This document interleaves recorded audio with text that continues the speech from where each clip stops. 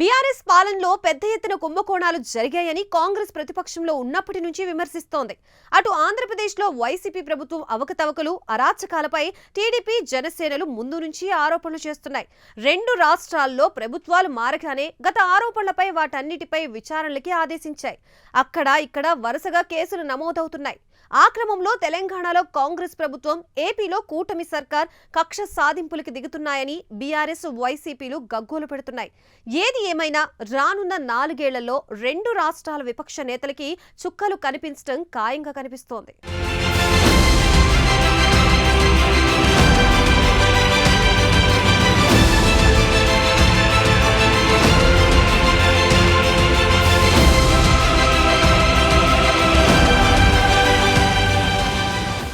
BRS సర్కార్ హయాంలో వివిధ శాఖల్లో జరిగిన అవకతవకలపై జరుగుతోన్న విచారణలు తుది దశకు వచ్చాయని, అతి త్వరలోనే బాధ్యులపై చర్యలుంటాయని ప్రభుత్వ వర్గాల్లో ప్రచారం జరుగుతోంది.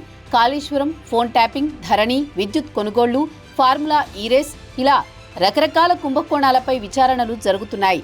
అవన్నీ చివరి దశకు వచ్చాయన్న ప్రచారంతో తెలంగాణలో అసలేం జరిగింది, ఏం జరగబోతుందన్న ఆసక్తి ప్రతి ఒక్కరిలో కనిపిస్తోంది.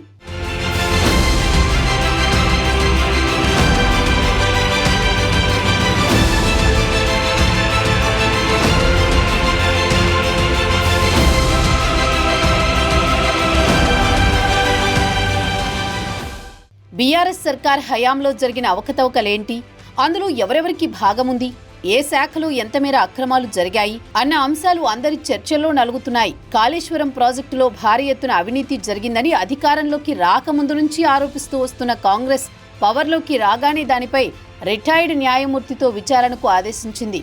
అటు విద్యుత్ కొనుగోళ్లలోనూ బీఆర్ఎస్ హయాంలో భారీగా అవినీతి జరిగిందని ఆరోపిస్తున్న కాంగ్రెస్ సర్కార్ దీనిపైన కూడా విచారణ జరిపిస్తుంది. ఛత్తీస్గఢ్ నుంచి జరిపిన విద్యుత్ కొనుగోళ్లలో పెద్ద ఎత్తున అవకతవకలు జరిగాయని కాంగ్రెస్ ఆరోపిస్తూ వచ్చింది. ఆ క్రమంలో విచారణలో భారీ అక్రమాలు బయటపడ్డాయని ప్రభుత్వ వర్గాల్లో అంతర్గతంగా చర్చ జరుగుతోంది.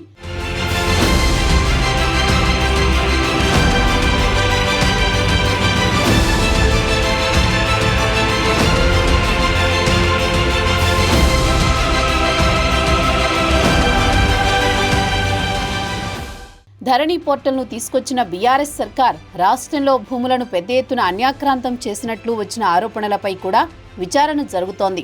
బీఆర్ఎస్ సర్కార్ అత్యంత ప్రతిష్టాత్మకంగా తీసుకొచ్చిన గొర్రెల పంపిణీలోనూ పెద్ద ఎత్తున అక్రమాలు జరిగాయని ఇప్పటికే విచారణలో తేలింది. ఇక ఫోన్ ట్యాపింగ్ వ్యవహారం పెద్ద దుమారం రేపింది. ఫోన్ ట్యాపింగ్తో బ్లాక్మెయిల్ చేసి వేల కోట్ల రూపాయలు కొల్లగొట్టారని కాంగ్రెస్ సర్కార్ ఆరోపిస్తోంది. ఈ కేసులో పోలీసు అధికారుల అరెస్టులు కూడా షురూ అయ్యాయి.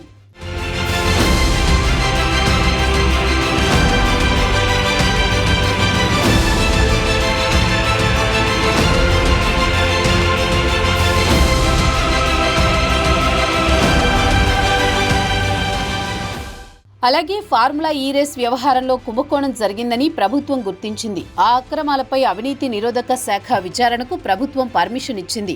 ఇవే కాకుండా దళిత బంధులు అక్రమాలు, సచివాలయ నిర్మాణంలో అవినీతి, సచివాలయానికి కొనుగోలు చేసిన కంప్యూటర్లలో అక్రమాలు లాంటి మరికొన్ని అంశాల్లోనూ తెలంగాణ సర్కార్ విచారణ ముమ్మరం చేస్తోంది.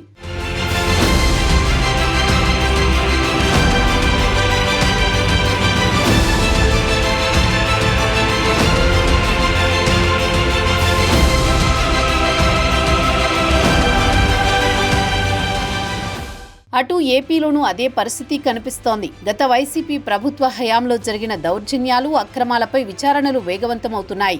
టీటీడీలో గత 5 ఏళ్లలో అక్రమాలు చోటు చేసుకున్నాయని కూటమి సర్కార్ విజిలెన్స్ విచారణకు ఆదేశించింది. అలాగే లడ్డూ ప్రసాదంలో కల్తీ వ్యవహారంపై సెంట్రల్ సిట్ బృందం రంగంలోకి దిగింది. మంగళగిరిలోని టీడీపీ సెంట్రల్ ఆఫీస్ ధ్వంసం, ఉండవల్లిలోని చంద్రబాబు నివాసంపై దాడి కేసుల్లో విచారణ ముమ్మరమైంది. ఆ కేసుల్లో ఇప్పటికే పలువురు వైసీపీ కార్యకర్తలు, నేతలు జైలు పాలయ్యారు.